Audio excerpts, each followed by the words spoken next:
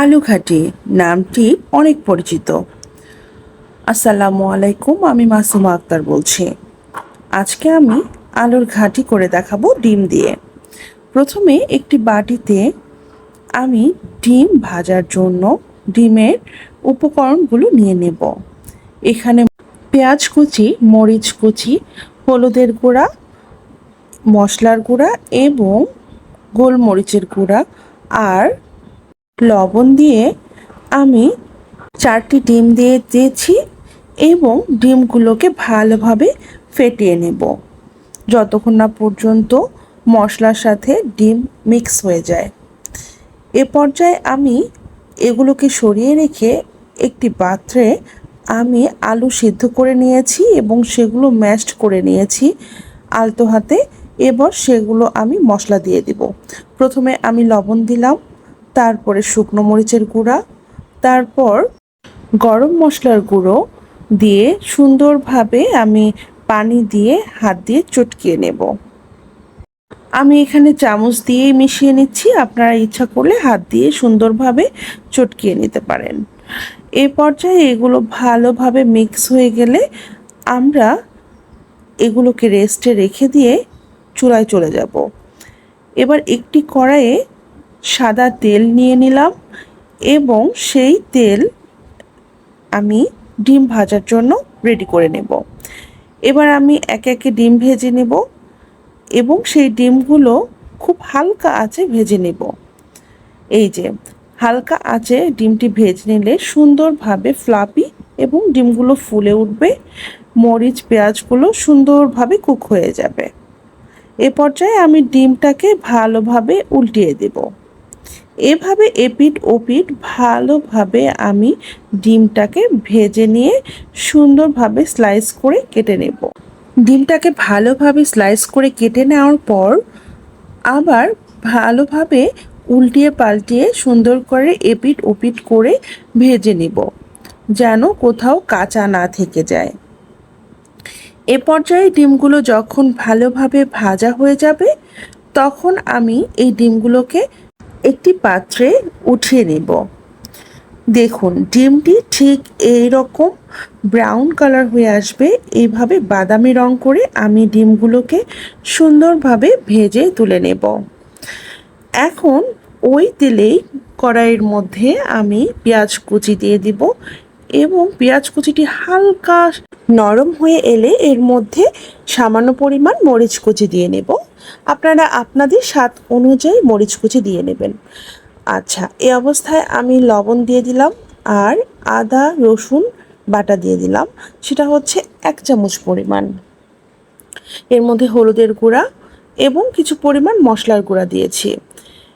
আমি যখন ডালগুলোকে মেখেছি তার মধ্যে আমি হলুদের গুঁড়াও দিয়েছিলাম একটু এবং গোলমরিচের গুঁড়া দিয়েছিলাম, যার কারণে এখানে আর বেশি কিছু দিব না। এবার আমি ডালগুলোকে সব এর মধ্যে ঢেলে দিয়ে সুন্দরভাবে কষাতে থাকবো ততক্ষণ পর্যন্ত। আমি আলুর সঙ্গে মশলাগুলো মিক্স করতে থাকবো যতক্ষণ না পর্যন্ত আলু মশলা একসঙ্গে মিক্স হয়ে যায়। এভাবে আমি কষাতে কষাতে এক পর্যায়ে আলু থেকে তেল ছেড়ে দিবে। আমি আলু থেকে যখন তেলটি ছেড়ে দিবে তখন আমি হালকা পরিমাণে পানি দিয়ে আবার আলুটিকে ভালোভাবে কষাতে থাকবো। এখানেই হচ্ছে কাজ। যতক্ষণ পর্যন্ত আপনি কষাতে থাকবেন আপনার আলুর ঘাটি তত মজা এবং সুস্বাদু হবে।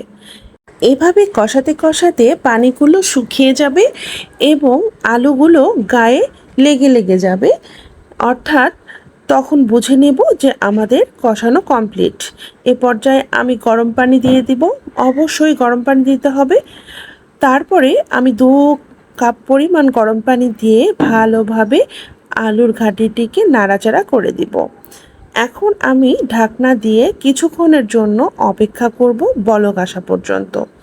বলক চলে আসলে আমি ঢাকনাটি খুলে আবার আলতো হাতে আমি সুন্দরভাবে আলুর ঘাটিটি নাড়ে দেব। আবার ঢাকনা দিয়ে ঢেকে দিব পানিটি একটু শুকিয়ে আসা পর্যন্ত, একেবারেই শুকিয়ে নেব না। এ পর্যায়ে ঢাকনা খুলে আমি নিচ থেকে ঘাটিটি ভালোভাবে নেড়েচেড়ে দিব। এখন আমি দেখছি এটি ঘন হয়ে এসেছে। এই পর্যায়ে আমি ডিমগুলোকে ঘাটির ভিতরে ছেড়ে দেব। এক এক করে আমি ডিমগুলোকে ঘাটির ভিতরে ছেড়ে দিলাম, কিন্তু সেটা সাবধানভাবে দিতে হবে, কারণ এই সময় আলুর ঘাটি ফুটতে থাকবে। এই জন্যই সাবধানতা অবলম্বন করে আপনারা এই কাজটি করবেন। আচ্ছা, এই পর্যায়ে আমার যখন আলুর ঘাটির ভিতরে ডিম দেওয়া হয়ে যাবে, এখন আবার আমি ঢাকনা দিয়ে কিছুক্ষণের জন্য অপেক্ষা করব। এই পর্যায়ে আমি ফোড়ন দিব। এজন্য আমি দুটো টমেটো নিয়েছি। টমেটোগুলোকে দেখতেই পাচ্ছেন যেভাবে কাটছি, ঠিক সেভাবেই আপনারা স্লাইস করে কুচি কুচি করে কেটে নেবেন। অবশ্যই টমেটোটা কাটার সময় এর ভিতরের যে বিচিগুলো রয়েছে সেগুলো আমি বাদ দিয়ে দেব। বিচিগুলো বাদ দিয়ে টমেটো সুন্দরভাবে কুচি কুচি করে কেটে নেব। টমেটো কুচি কুচি করে কেটে নেওয়া হয়ে গেলে আমি এবার ফোড়নের জন্য তা প্রস্তুত করব। একটি ছোট্ট ফ্রাইং প্যানে আমি কিছু পরিমাণ সরিষার তেল দিয়ে নেব। সরিষার তেলটা হালকা গরম হয়ে এলে এর ভেতরে আমি প্রথমে রসুন কুচি দিয়ে দেব। রসুন কুচিটা যখন হালকা বাদামি বর্ণ হয়ে আসবে, এই পর্যায়ে আমি একটু নাড়াচাড়া করে এর ভিতরে আমি পেঁয়াজ কুচি কিছু পরিমাণ দিয়ে দেব। এই ধরুন একটা পেঁয়াজ কুচি দেওয়ার পর আমি এখানে কয়েকটি শুকনা মরিচের ফালি দিয়ে দেব। এবার আমি চামচ দিয়ে সুন্দরভাবে নাড়াচাড়া করে দিব যতক্ষণ না পর্যন্ত এগুলো বাদামি বর্ণ ধারণ করছে। এই সময় আমাদের খেয়াল রাখতে হবে চুলার আঁচ যেন একদম খুব হাইতে না থাকে, লো মিডিয়াম আঁচে যেন থাকে। তাহলে পেঁয়াজ, রসুন এবং শুকনা মরিচ সুন্দরভাবে বাদামি বর্ণ ধারণ করবে। যদি আমরা বেশি ফ্লেমে এটা দিই তাহলে পুড়ে যাওয়ার সম্ভাবনা থাকবে। এখন দেখব বাদামি বর্ণ যখন রং ধারণ করেছে, এই পর্যায়ে আমি পাঁচফোড়ন দিয়ে দেব। আমি হাতে কিছু পরিমাণ পাঁচফোড়ন নিয়েছি এবং তা দেওয়ার আগে আমি একটু ভালোভাবে পাঁচফোড়নগুলোকে হাত দিয়ে ডলে নেব, যেন তার গন্ধটা ভালোভাবে ছেড়ে দেয়। পাঁচফোড়ন দেওয়ার পর আমি কিছুটা সময় ওয়েট করব এর গন্ধটা ছাড়া পর্যন্ত। এর গন্ধ ছাড়লে আমি কেটে রেখেছি কুচি করে টমেটো, সেগুলো আমি এর ভিতরে দিয়ে ভালোভাবে নাড়াচাড়া করে নেব। টমেটোটা হালকা যখন সেদ্ধ হয়ে আসবে, অর্থাৎ পুরোপুরি টমেটোটা আমি গলিয়ে ফেলবো না, যখন হালকা সেদ্ধ হয়ে আসবে সেই পর্যায়ে আমি চুলার আঁচটি বন্ধ করে আমি ফোড়নের জন্য তা প্রস্তুত করে নেব।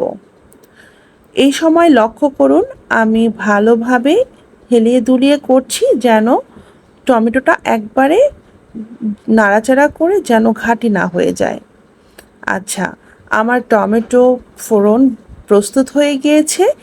এখন আমি তা ঘাটির মধ্যে দেওয়ার জন্য রেডি করব।